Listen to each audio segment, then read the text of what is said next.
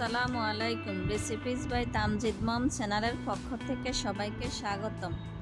আজকে আমি রান্না করব ডিম দিয়ে পাঙ্গাস মাছ ভুনা। দিয়ে দিব পরিমাণ মতো তেল, পেঁয়াজ কুচি, কাঁচামরিচ কুচি। পেঁয়াজগুলা ভেজে নিব।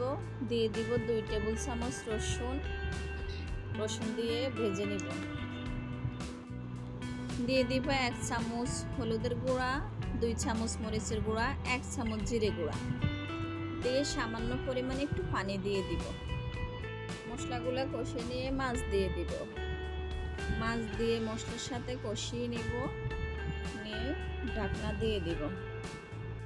মশলার সাথে মাছগুলো কষানো হয়ে গেলে দিয়ে দিব পানি দিয়ে নেড়ে ঢাকনা দিয়ে দিব। ঝোলগুলো কমে আসলে ডিম দিয়ে ঢাকনা দিয়ে দিব। এরকম মাখা মাখা হয়ে গেলে তরকারিটা নামিয়ে নিব, তারপর সার্ভ করে নিব। হয়ে গেল আমার ডিম দিয়ে পাঙ্গাস মাছ ভুনা।